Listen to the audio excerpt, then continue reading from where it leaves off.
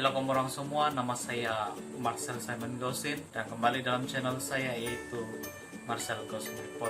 Sudah lama saya tidak upload video sebab salah satu sebab dia sebab saya jadi DJ dan menguruskan hal keluarga saya pada bulan 12 di mana kakak saya bertunang dan juga saya punya cousin saya pada bulan yang seterusnya di mana masing-masing itu tengah bertunang sampai itu lebih kepada dikira sebagai hal keluarga bahkan. Dan dalam arti kata lain juga saya ada buat kerja sedikitlah tentang beberapa tugas. Saya malas dan juga saya tidak motivation untuk mencari konten, untuk buat video tentang apa semua sebab ada satu tahap yang dimana saya akan jadi malas, dimana saya akan bagi tahu in the next video nantilah. Jadi siapa-siapa yang sudah tengok nih video, saya ingin mengucapkan terima kasih dan siapa-siapa juga yang telah subscribe saya punya video, it really means a lot. Jadi tanpa menguasa, jom kita cerita pasal saya punya pengalaman.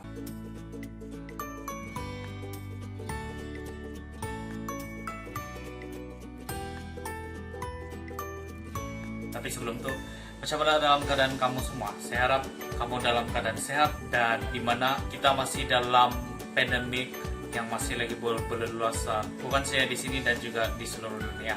Dan ini hari saya mau share tentang pengalaman saya. Ini hari saya mau share pasal saya punya pengalaman saya 4 hari cuti Chinese New Year. Masa itu still lagi dalam pandemik dan mula-mula saya mau buat konten pasal buat rumah project, but mau bagi tahu tentang apa barang mau pakai dan apa kayu mau bikin. But still, ya luar daripada cadangan kena buat sebab dulu last video saya sudah kasih tahu apa yang kena pakai. Apa video dia kamu boleh tengok description di bawah dan juga di atas icon yang bakal kena share tu nantilah. Dan jujur masa cuti Chinese New Year kan, dan jujur sekali lagi saya memang tidak suka buat bertukang sebab yalah, orang cuti masa perayaan sepatutnya rehat, meluangkan masa untuk keluarga. Tapi tidak, walaupun selepas sibuk bekerja saban hari, pagi ke malam, kecuali hari Minggu lah. Hari Minggu saya cuti. Oke, begini DP situasi dia. Kalau saya tidak buat kerja di rumah, parents saya akan berbebel.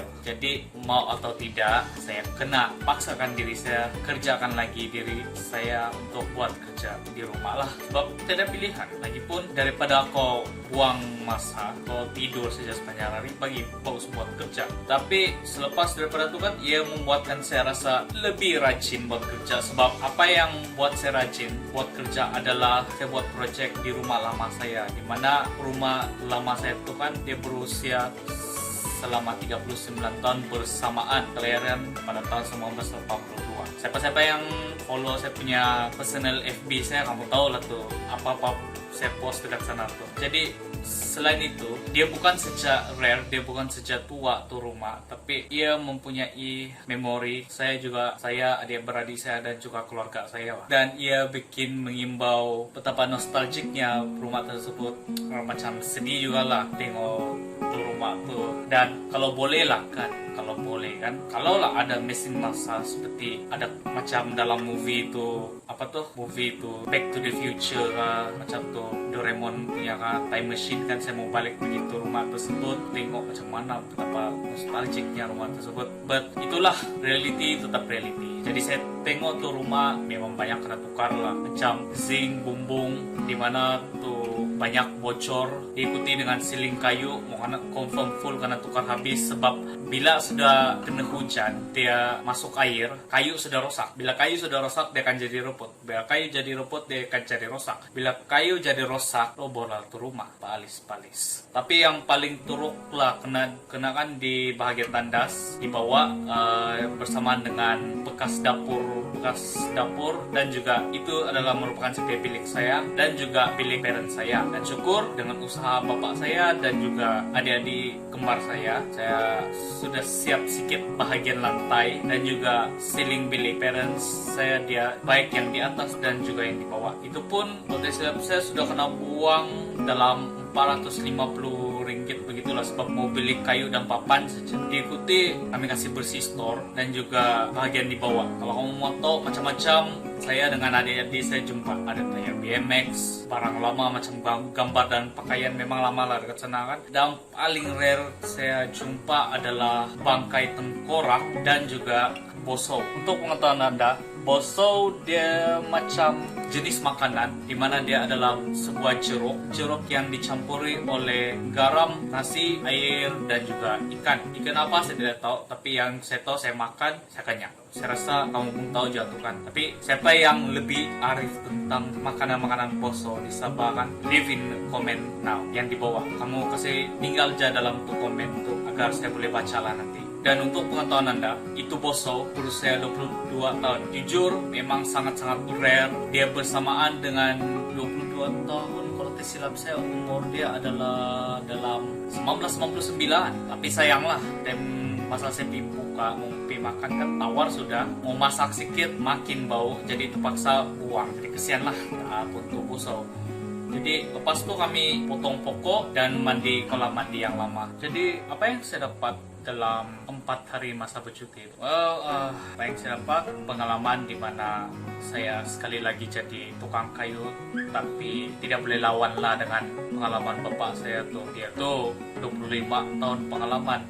Saya pun sekejap itu pun saya lebih banyak membantu daripada mengarah apa yang beliau saya buat. Kebanyakan yang mengarah tuh bapak saya lah, saya hanya buat kerja yang macam kuli saja. Mungkin masa yang terhad, tapi syukur saya dapat belajar sesuatu yang baru. Kedua, saya dapat kenangan yang tiada nilainya, dimana saya jumpa tempat kami punya buayan, kami 3 bersusun dari kiri sampai ke kanan, 1, 2, 3, dimana tempat tusangku tuh masih ada dan masih buku. Sama ada di bahagian ruang tamu di bawah rumah lama dan juga di bilik parents saya yang di atas tuh. Yang ketiga, saya dapat tenangkan minda dari bekerja berterusan, station berpanjangan, sedikit sebanyak boleh mengurangkan tekanan dan stres di zaman kerja. Walaupun saya tahu besok stres bakal akan mendatang lagi lah. Dan yang paling last, saya dapat luangkan bersama saya punya parents dan juga ibu bapak saya lah. Sama saya betul kan, sebab saya tahu umur